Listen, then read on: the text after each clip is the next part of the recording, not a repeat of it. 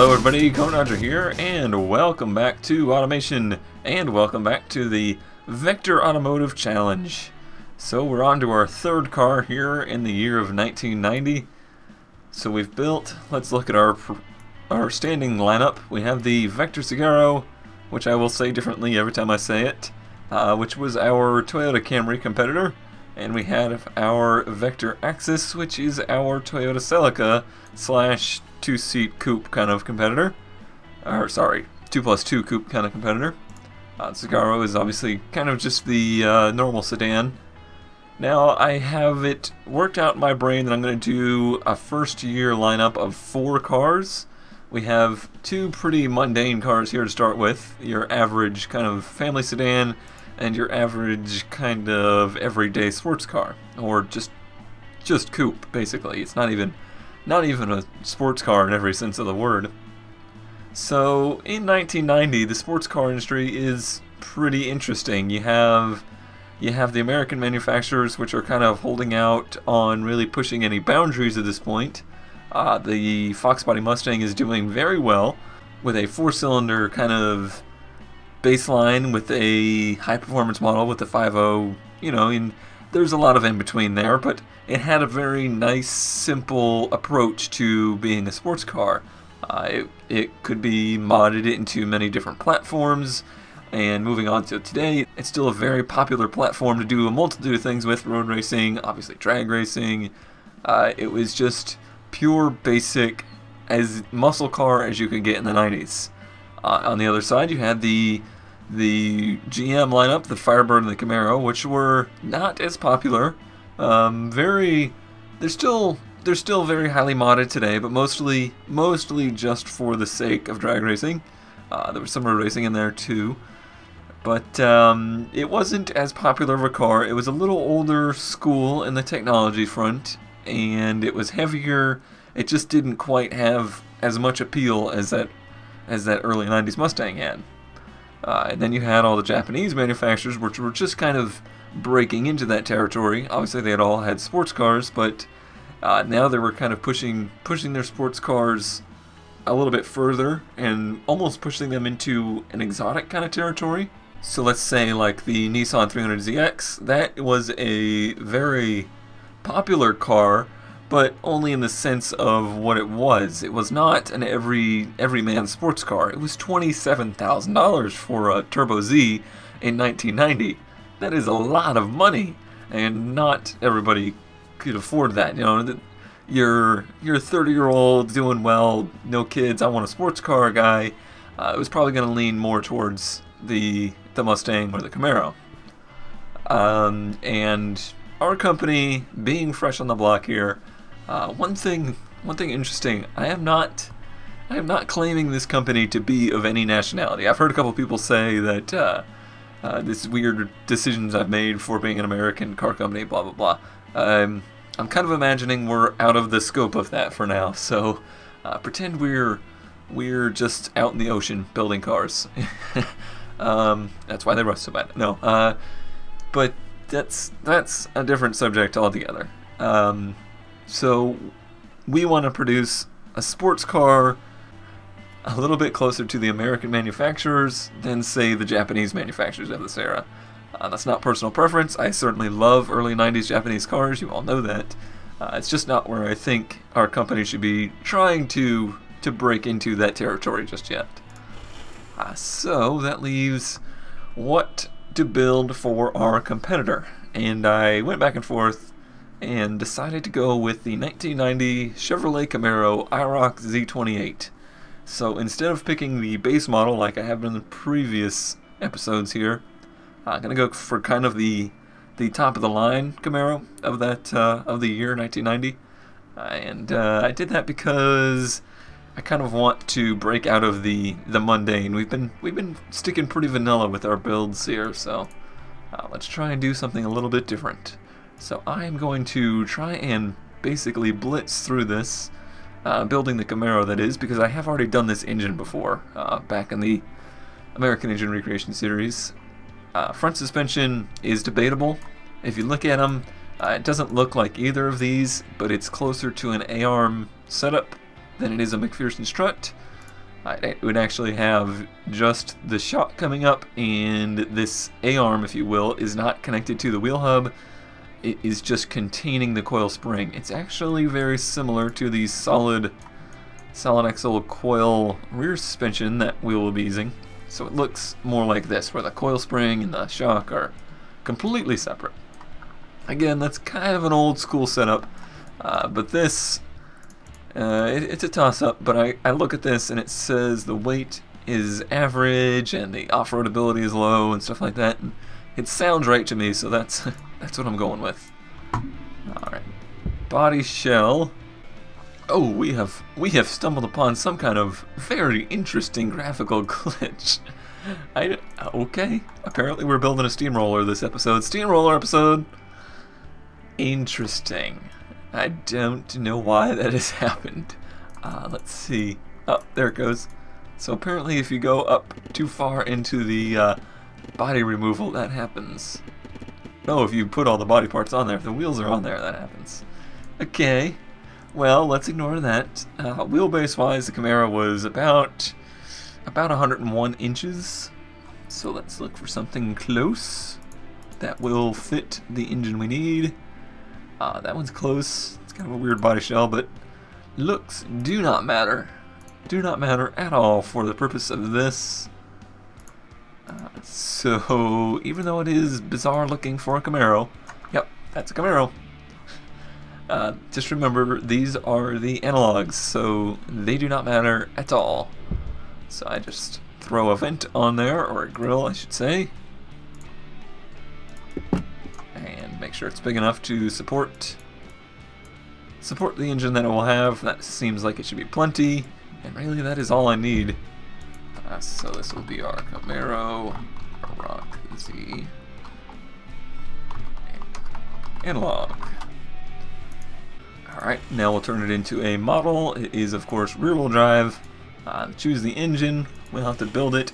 The Z28 came with the 350 TPI engine, which is one of my favorite Chevy small blocks, just in the fact that it was somewhat cutting edge. You know, they at least made an effort to make it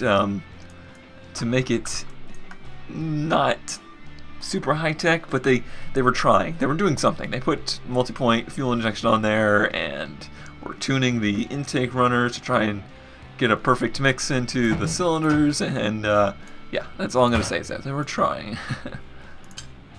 The engine does feature forged. I need to do some math real quick because I only have the inches here. I need the millimeters, and I do not remember that.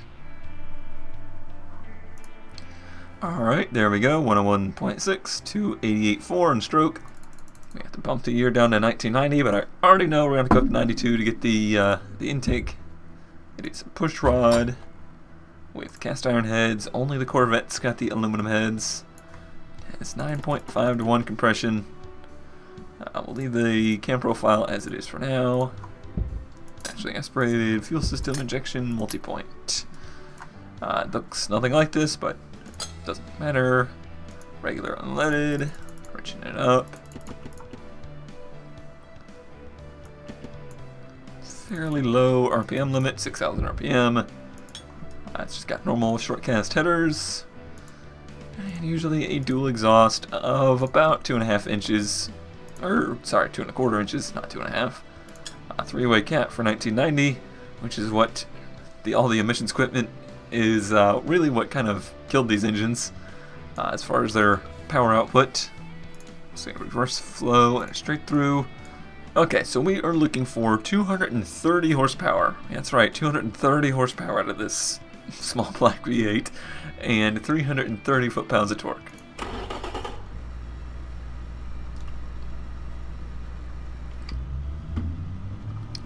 My gut feeling is that we will make more power than we need.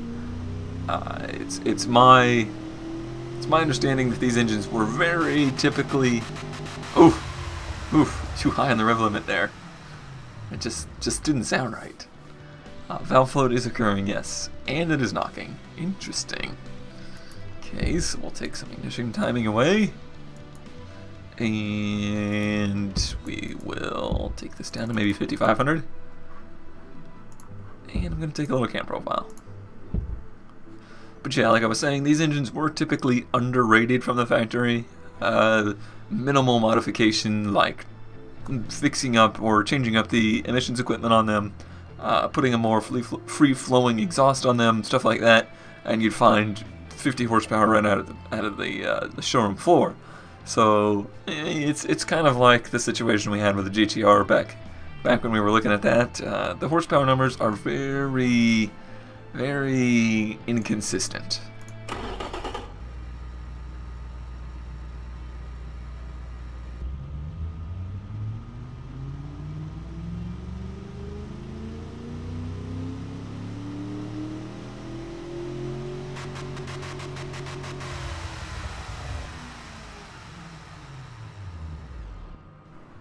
Alright, so that brought our torque down to 331, which is just a hair over what we were showing. Brought power down to 263. I find that to be more believable than the 230 horsepower number. It's very hard for me to believe an engine can make such a massive difference between horsepower and torque, and that it was only making 230 horsepower. Maybe to the wheels, maybe with drivetrain loss, I don't know. All it's going to do is make us build a better car anyway, so that's what we're going to do. So this is the 350 TPI, save. Hopefully it fits. That could be a problem. Nope, looks like we're okay. Choose, yes, alright. We don't have automatic transmissions to choose from just yet. Soon. Update is on the horizon. I don't know exactly how far out on the horizon, but it's there. It's on the horizon. Top speed about 130. Wheels, it came with, we'll say, a medium compound road on 15, so that is correct. Correction, they are 16s, and they came with 215 and a 225 staggered setup. That was what my quick little research discovered. We can't mess with the offset at all, but I would like to... No, we can't. Unfortunately, the body restraints, we can't put bigger tires in there really, so the 45 profile will be as close as we can really get to that. Pretty simple stuff all through here. Seats, the Camaro is a 4-seater. We'll say it has a standard interior, but now this is where a little bit of my personal opinion comes into play. I'm going to go ahead and bump the quality down one on the interior quality because it is. Entertainment, basic. I could have swore I picked 90 for the chassis, did I not? Bah, back I go. Okay, so here we go. I seem to forget to do that every time, is back the year off when I'm building the platform. Power steering, and that is it. Safety, I'm actually going to give it standard rather than basic because they did indeed put a driver's side airbag in there for this year, and that's pretty impressive. I'm on the fence here. I'm even going to go ahead and say that is a premium feature for 1990 because most 1990 vehicles you come across do not have driver's side airbags. And we're going to go with kind of mundane suspension. Really, this car had pretty soft suspension all the way around, but not built for turning. Not built for turning at all. Alright, so here is our analog. It will be saved and used later. Okay, so now for a new platform. What's Vector going to do to respawn? Well, first off, we're going to pick 1990 instead of forgetting to do this. 90, thank you. We're going to go with a monocoque chassis. I kind of already have pretty much what I want to build in mind, so this should go pretty smoothly. I'm going to do a longitudinal setup, so it'll be our first rear-wheel drive vehicle. I'm going to go with the strut setup up front. We'll try and break some boundaries there and have something a little bit more high-tech up front. But I'm going to copy them and go with the single axle coil in the back. You don't really get the trailing arm and the double wishbone setups in in American vehicles. Not to say this is an American vehicle, but you don't really get those till much later on. Probably the late 90s. So we will stick with a single axle coil. We don't want to go too far and above and beyond on anything. You know, we don't want to price this car out like the Japanese have done. That's what they've done with all of their sports cars. We want to compete with the Camaro, not your 300Zs or your Supras. Body shell wise, so the other one used this kind of wheelbase, the 101. I would like something a little bit shorter. Is there a two-door? No, there's not. I kind of wish there was. Alright, so we're going to use this one. Even though I've used this body shell so many times in this series, it just works. It's the perfect kind of body shell for this kind of car. And if you look at it, it actually does kind of mimic, other than the roundness of it, it mimics that early 90s look, even on the Camaro. So we'll do some things to spruce this up a little bit.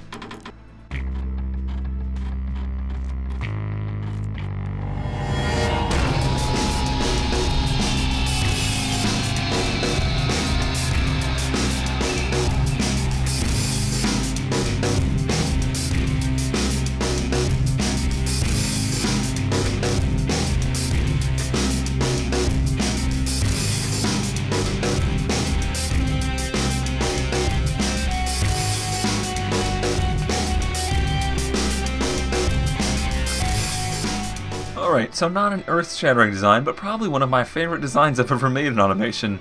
There's something about it I really like. There's the bruteness of the front overall, and the fact that I was able to do some vents and nice fixtures on there because this is going to compete with the top-of-the-line Camaro, so I wanted it to be, you know, real sporty looking, and just overall, I think it's probably the favorite design I've made on this body shell.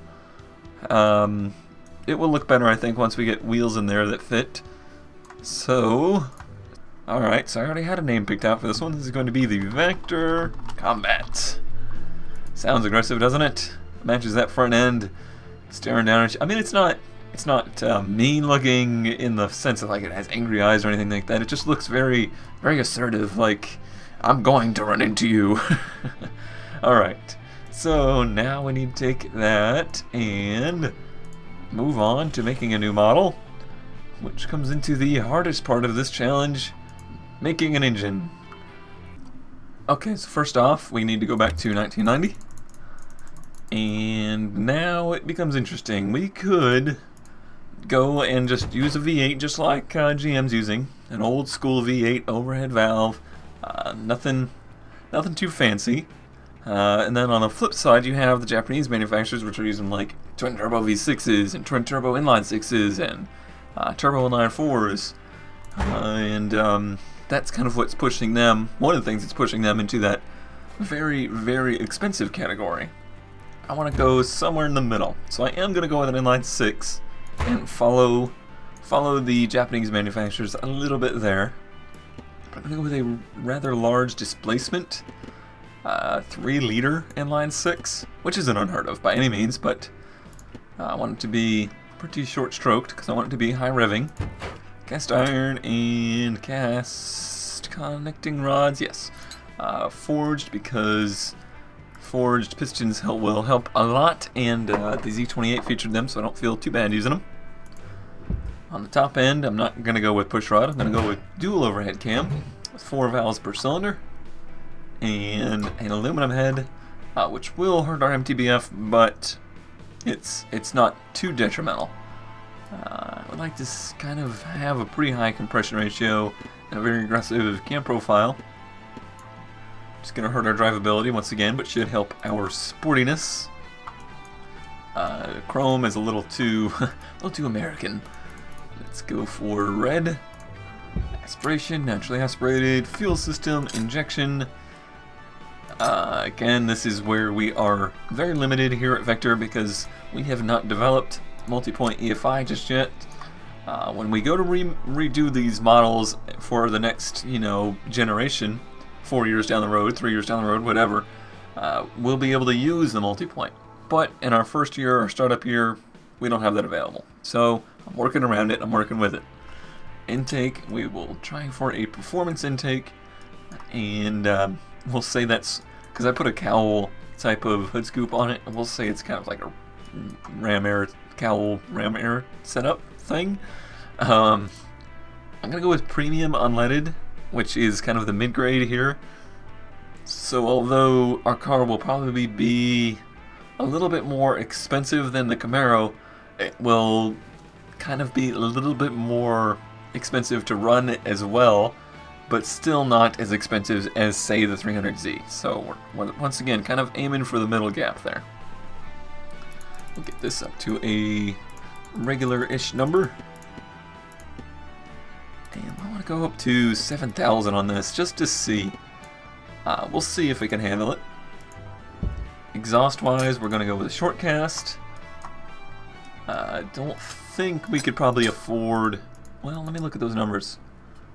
The intake says single point EFI has a max power of 291. So yes, I will go with tubular because I don't want to limit us off of just the header. That would be silly. We'll go to a 2 3/4. Do a 3-way cat. Do straight throughs. All right. So here's something new for the series. People have kind of been hinting at maybe I need to lighten up on my restrictions as far as the engine goes, and to do that I am not going to make it so I can do more tests. I'm just going to say that I can also use one of these free test modes because it's not going to give me the values I need to really fine-tune, but it'll help me just see if it's working and running correctly. So let's do that first.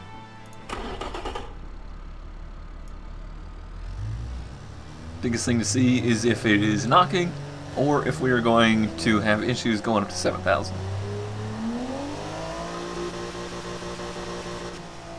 Not too bad. We're having looks like we're kind of struggling with the valve float. So maybe we'll go down like 100 RPM or so, because that seems okay at 7,000. I didn't really see what our numbers were looking like. Not too bad. Pretty peaky. Pretty peaky. Alright. So before we even test, let's go down to 6,900. And we didn't run into knock, so I'm actually going to go up on the compression a little. So let's do our first actual test.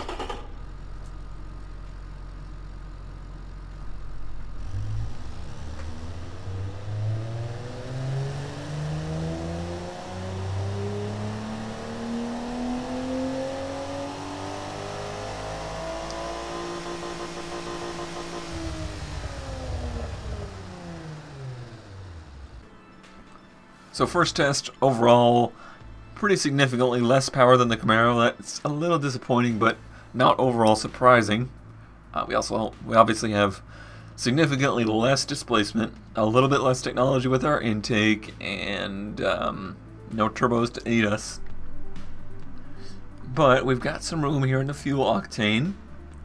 MTBF is okay. Let's see. Anything else of note? Not really. So I say we try and up our compression to hair, maybe go a little bit more on the cam profile because it looks like we're falling flat at the top, and see what we can get out of it.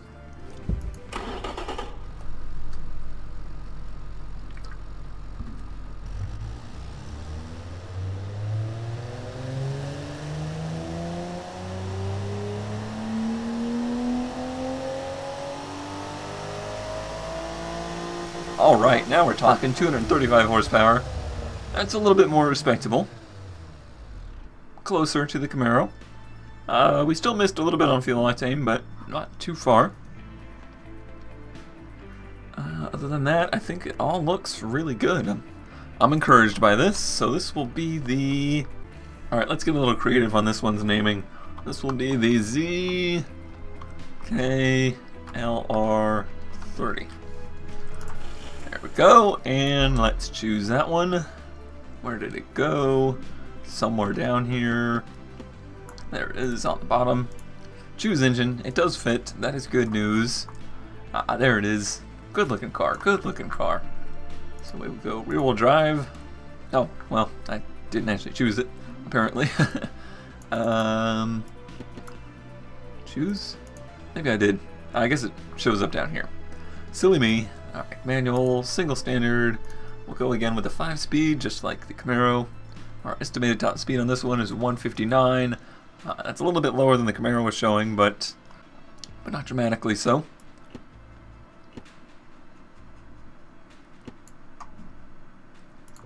Alright, wheels, we'll go with a medium compound, and we'll see if we can get 225 all the way around would be nice. Kind of fill out those fender wells, but not completely.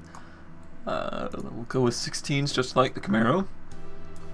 And try and give it as chunky a rubber as possible I can get in there. And brakes. Solid disc.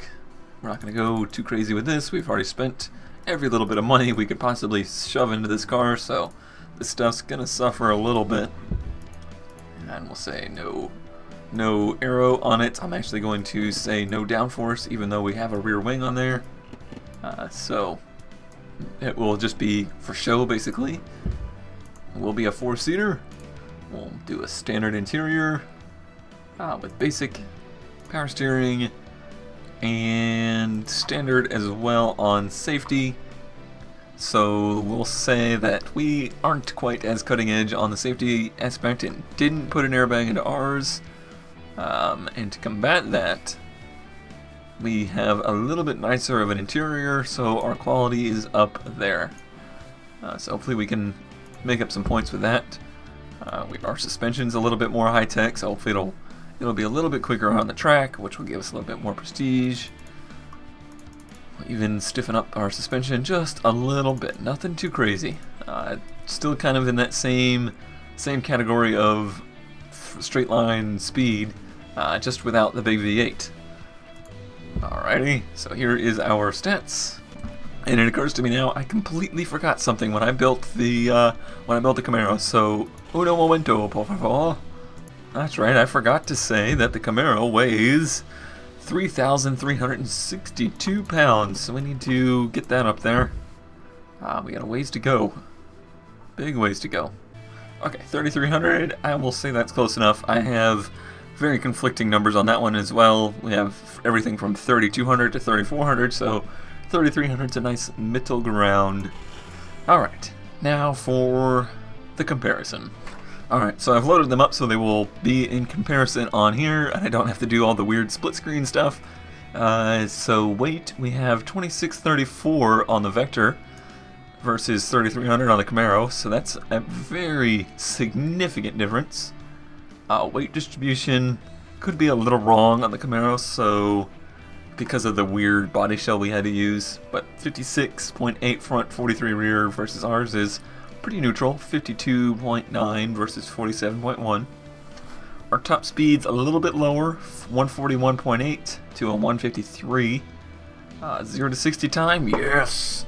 5.9 to a 6.4, and a quarter mile of 14.1 to a 14.5.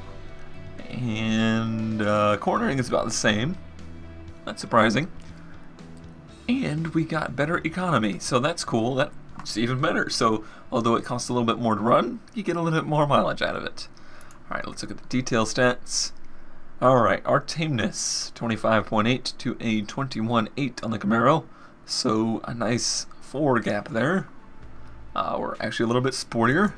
If you look at these, it looks like our chassis stiffness is a big factor. The loudness, pretty good factor. Torque curve, wow, that's surprising that we were better on torque curve. And downforce was a very minimal difference. We had a good buff on brake distance and the 0 to 100 time and the circle test. Comfort-wise, pretty close, but we lost out 21.9 to a 27.3. Okay, so I guess it wasn't really that close. Looks like we really lost in our entertainment quality, the amount of sound insulation that we used, and oddly in the suspension a little bit as well. So we have a little bit stiffer suspension, and I was really thinking the McPherson strut setup would be a little bit more comfortable, but I suppose not.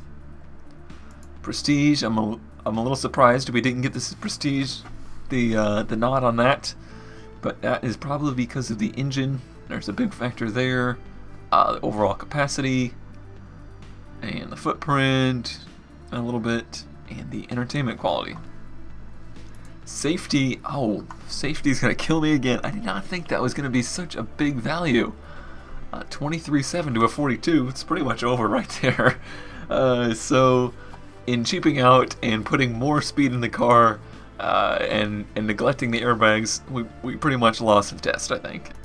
Indeed, our total is a 108.6 to the Camaro's 131.7. So we didn't win the actual point contest, but we won the contest that matters to me, and that we were faster. But there's still one last thing to check, and that is who's faster around the automation test track.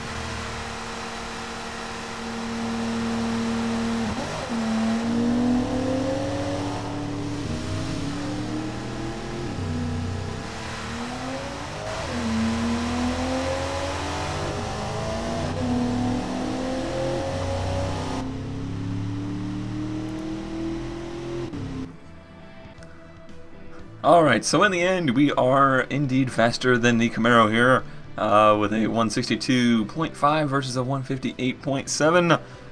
But in the end, we still definitely lost the actual challenge in that we did not score higher in the detailed stats, which I would call the quote-unquote Motor Trend review. The car and driver best list, we did not make it. But that's okay, we will learn from our mistakes and we will improve on this model throughout the next couple model years and definitely in time for the next generation. So there's still hope left. We got one more car yet to make before we move on into the future, so look forward to that next time. But thanks as always for watching, and I'll see you next time.